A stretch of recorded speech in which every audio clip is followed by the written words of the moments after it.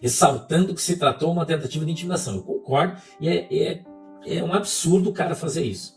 Né? Ameaçar alguém, cuspir em alguém, isso é um absurdo, isso não é digno de um país democrático, de maneira absolutamente nenhuma. As pessoas têm que ter liberdade de expressar o que pensam, falam, apesar do nosso país não ter mais essa liberdade, porque hoje você é preso em função do que você fala, do que você pensa, né? E só vai preso quem é de direita, isso é uma verdade, né? E a Universidade Federal, infelizmente, né, deu um péssimo exemplo durante essa semana, quando jogaram urina, xixi, né, jogaram uma série de coisas sobre o Dr. Chiquini, trazendo uma manifestação de ódio à direita. E isso pode radicalizar. Né? Então, muitas pessoas podem se levantar em função de acharem que é normal na Universidade Federal jogar xixi nas pessoas, cuspir nas pessoas, porque é o que os caras da esquerda fizeram esta semana lá. Então, é totalmente mentiroso esse comunicado da Universidade Federal neste quesito, dizendo que a universidade é livre e constitucionalista. Mentira isso aí. Olá a todos do canal Web Mídia, sejam todos bem-vindos. Pessoal, vamos ver esse vídeo aqui, tá? Você vai ficar impactado no que você vai ver, tá? Tem muitas coisas aí acontecendo rápido e algumas situações hoje que o Brasil se encontra, tá? Mas vamos observar bem, depois eu gostaria que vocês compartilhassem, tá? Convidasse mais pessoas para estar assistindo aqui este conteúdo, tá? Vamos lá, vamos acompanhar esse vídeo na íntegra.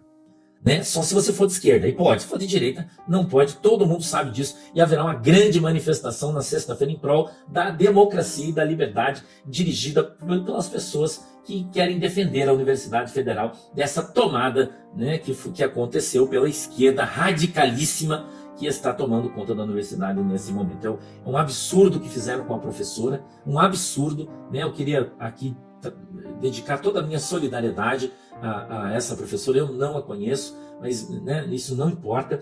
É um absurdo fazer isso, poderia ser um professor, né? É um absurdo, entendeu? Mas dizer que a Universidade Federal é livre é uma baita de uma mentira e uma hipocrisia desgraçada. Ela não é livre, ela é da esquerda, foi tomada pela esquerda, e se você é de direita, você não pode se manifestar lá dentro, porque a esquerda dominou a Universidade Federal, não é? E em função disso, talvez algumas pessoas revoltadas estejam aí passando da medida, que também é um absurdo.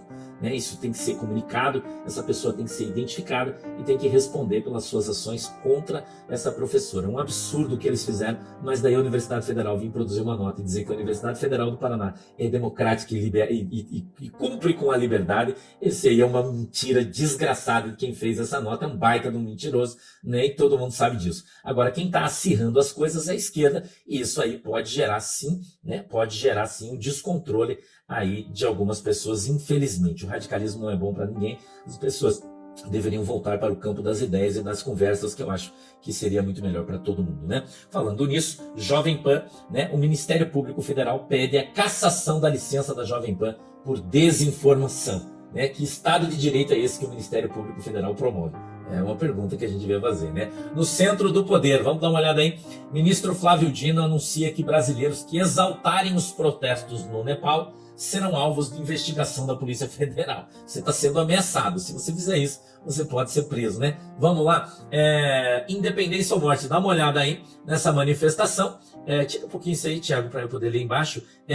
Os insanos, MC Insanos, né? Que estão fazendo uma manifestação. Se é São Paulo, eu estou trazendo para que vocês vejam para que caminho a gente está andando, né? E, de novo, né, dizendo que a radicalização não é bom para ninguém, mas parece que, infelizmente, né, a gente está tendo aí manifestações que não são adequadas, na minha opinião, né? Olha aí, no centro do poder, né? Extrema esquerda. Empresários boicotam extrema esquerda e fazem demissões em massa, não só no Brasil, né? Não só no Brasil, Claudio Schneider, obrigado. Não só no Brasil, ou nos Estados Unidos, em outros lugares, onde extremistas, Patica, obrigado, irmã, Deus abençoe, estão verificando as redes sociais dos seus funcionários, e aqueles funcionários que estão sendo encontrados aí, exaltando os bandidos, né? Que estão tirando a vida de pessoas que pensam diferente, estão sendo demitidos aí por justa causa, né? É isso aí, né? Ivan Kleber, dá uma olhada aí, ó. Donald Trump declarou que vai investigar o financiamento do Sorini para agitadores e manifestantes violentos e perturbadores de esquerda.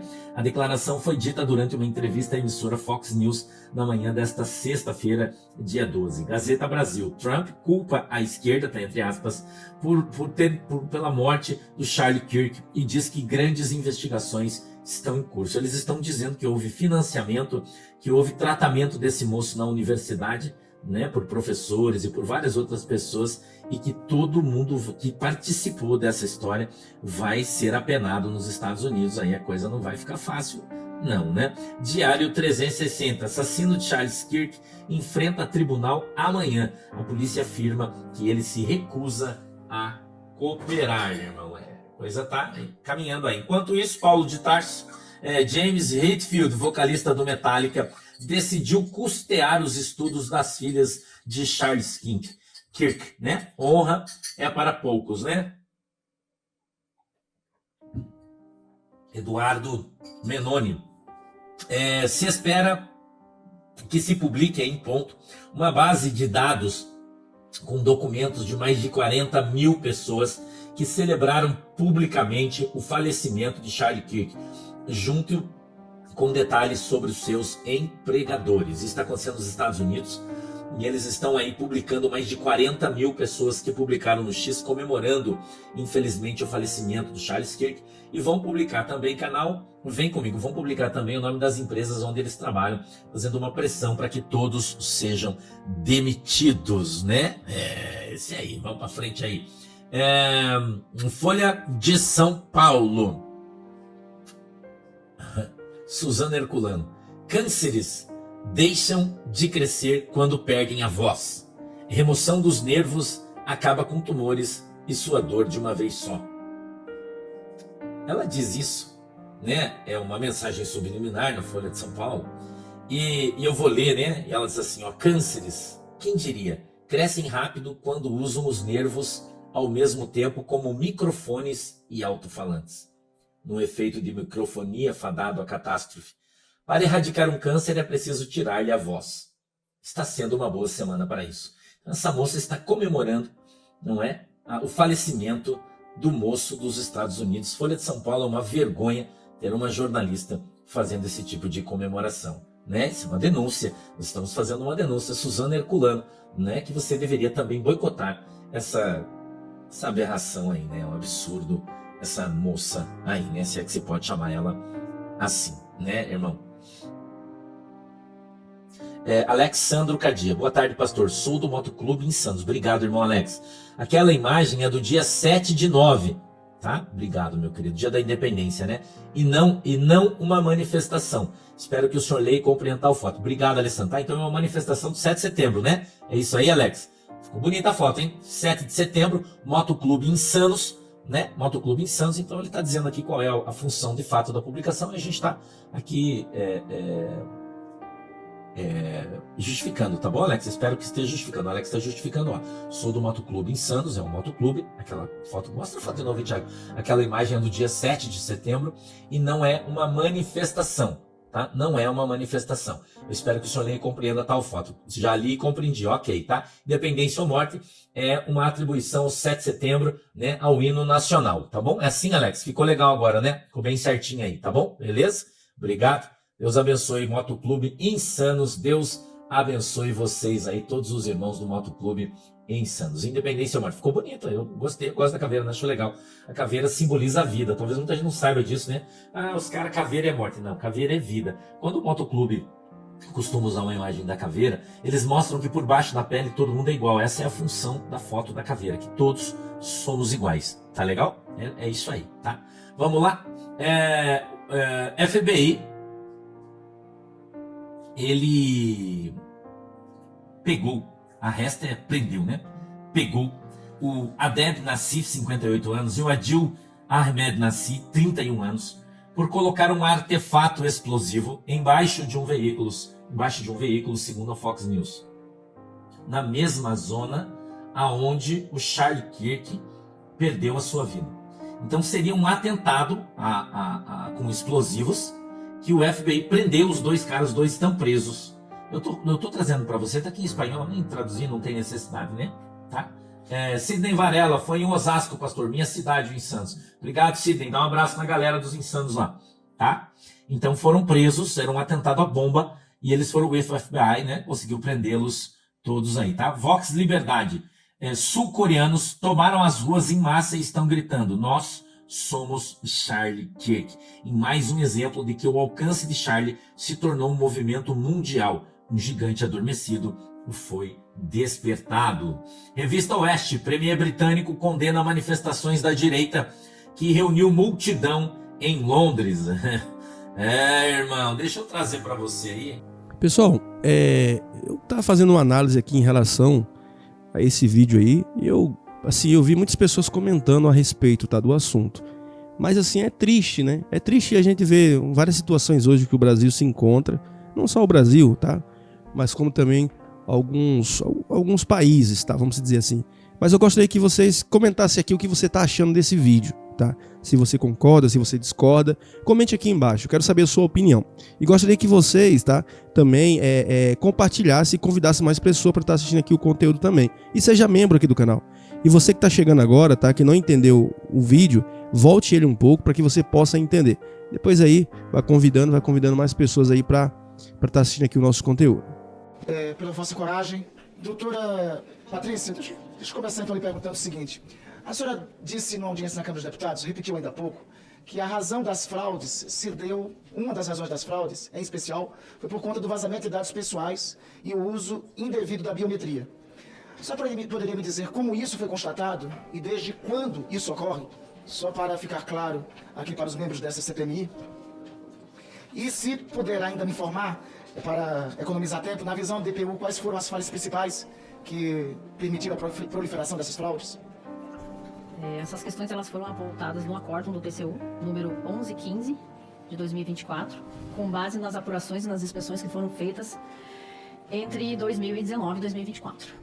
Então, com base nisso que eu fiz a minha fala naquela audiência pública. Perfeito. Eu lhe pergunto, se alguma norma legal, se no aparato infralegal, jurídico, sobre o INSS, constasse um dispositivo de lei dizendo o seguinte: é vedada a transmissão de informações de benefícios e de informações pessoais, trabalhistas e financeiras de segurados e beneficiários do INSS a qualquer pessoa física ou jurídica, diretamente ou por meio de interposta pessoa física ou jurídica, para a prática de qualquer atividade de marketing, oferta comercial, proposta, publicidade direcionada e beneficiário específico ou qualquer tipo de atividade tendente a conhecer o beneficiário do INSS, a celebrar contratos e obter captação de clientela. Se esse dispositivo existisse na lei, os fraudadores, os membros dessa organização criminosa, teriam atuado desta forma contra aposentados e pensionistas?